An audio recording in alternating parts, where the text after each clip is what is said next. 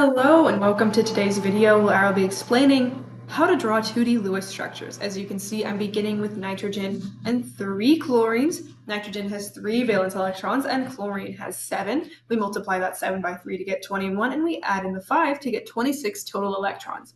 Now nitrogen is almost always the one in the middle, so we draw that in the middle and then we draw the chlorine surrounding it.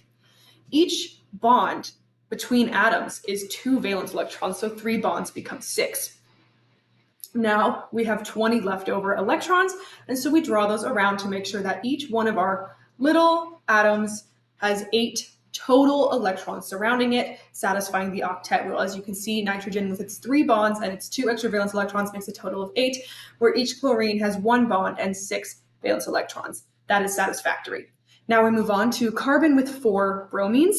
Carbon has 4 valence electrons and bromine has 7. 7 times 4 is 28, plus 4 is 32 electrons.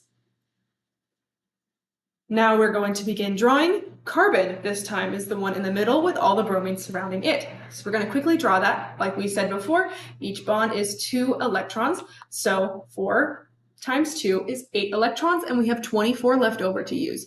Carbon is already satisfied because it has 8 electrons attached to it. So those 24 need to go to the bromines. 6 times 4 is 24, so we know that we can add 6 to each bromine to use up all of our electrons, and each bromine will satisfy the octet rule.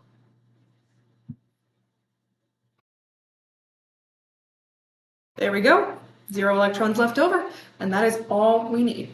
Now we're moving on to arsenic and 3 fluorines. Arsenic has 5 valence electrons, and fluorine each has 7. 7 times 3 is 21, plus 5 is 26 total electrons.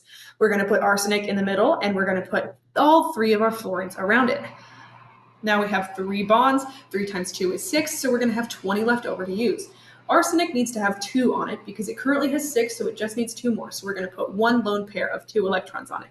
Now we have 18 left over. We know that 3 fluorines times the 6 electrons necessary makes 18, so we can use all of them up to satisfy the octet rule for all of our atoms. Now we have 1 aluminum, 4 chlorines, and with a negative charge, that means we have to add 1 additional electron. So we're going to have 3 valence electrons from the aluminum, then 28 total from the chlorine, and that 1 additional one to get a total of 32 electrons. So we're going to write that up at the top, and we're going to start breaking this down. We're going to put aluminum in the middle, plus our fluorochlorines all around it. Now each one of these bonds is 2, like we said before. 2 times 4 is 8, so we've used 8 electrons, and we have 24 left over.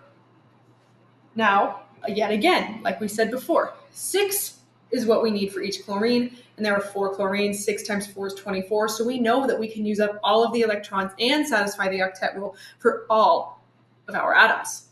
Now we are on boron and 3 bromines. This one is where it gets confusing. As you can see from that previous clip, I got myself into a serious rut trying to figure out where to put all these electrons and make it match.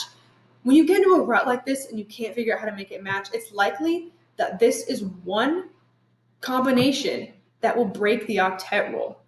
Boron there in the middle is going to break the octet rule by only having 6 valence electrons on it, meaning that these additional 18 that we have left over are going to go on the bromine, so they will all satisfy the octet rule, but boron will break it. There are only a few circumstances where this is allowed, and it's a difficult situation trying to figure out when it is appropriate to break the octet rule. Boron's not happy, but everybody else is, and that's the best that we can do right now. Thank you very much for watching. I will see you in the next video, and I hope you learned some chemistry today.